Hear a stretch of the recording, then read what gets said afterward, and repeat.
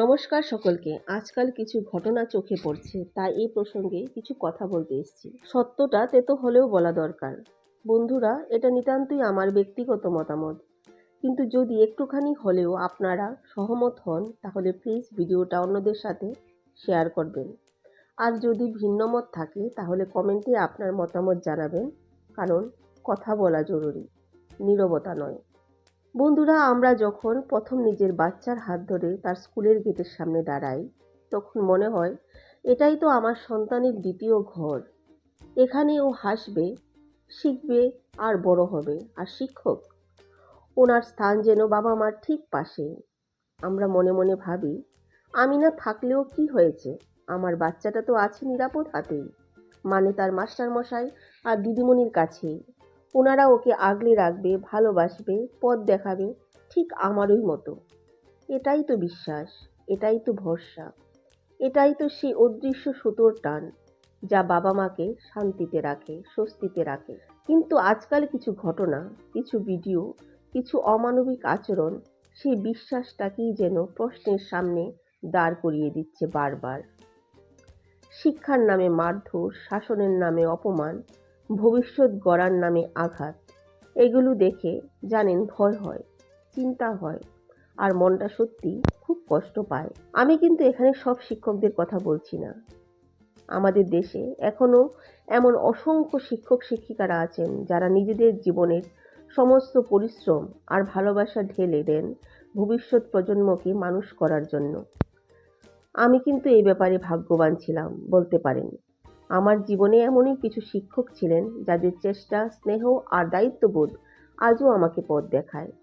কিন্তু আজ যে বিষয়টি নিয়ে কথা বলছি সেটা সেই সব শিক্ষকদের উদ্দেশ্যে যারা শিক্ষা থেকে বেশি শাস্তিটাকেই ক্ষমতা মনে করেন।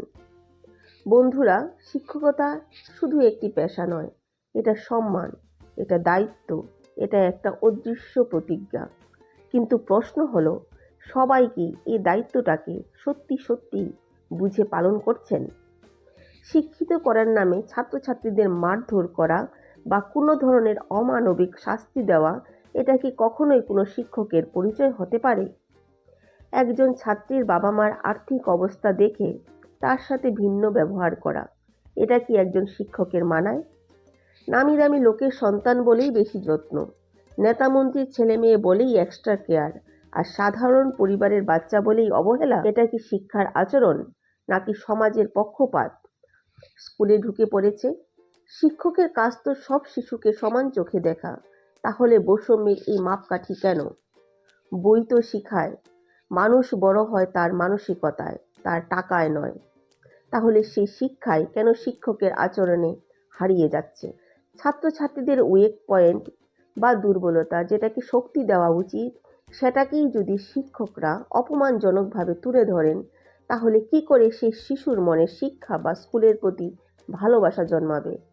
একটা শিশুর ছোট্ট একটা ভুল, তার ছোট্ট একটা দুর্বলতা, যা ঠিক করে দেওয়া শিক্ষকের দায়িত্ব, সেটাকে যদি অপমানের অস্ত্র বানিয়ে দেন, তাহলে কি করে সে শিশুর মনে শিক্ষার প্রতি ভালোবাসা জন্মাবে? বন্ধুরা, একজন শিক্ষক ওনার ছাত্রকে ধমক দিতে পারেন, বোঝাতে পারেন, ভুল শুধরে দিতে পারেন, কিন্তু মারধর, অপমান, মানসিক ভয় দেখানো, এগুলি কখনোই শিক্ষার অংশ নয়।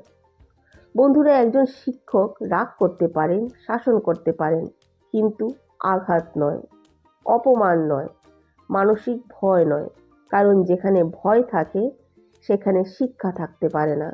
যেখানে অপমান থাকে সেখানে শেখার আকাঙ্ক্ষা মরে যায়।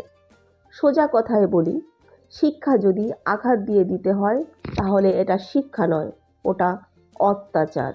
আজকের এই ভিডিওর উদ্দেশ্য কারোর প্রতি আক্রমণ নয়, কাউকে ছোট করা নয়, বরং সচেতনতা তৈরি করা আর একটি প্রশ্ন তুলে ধরা।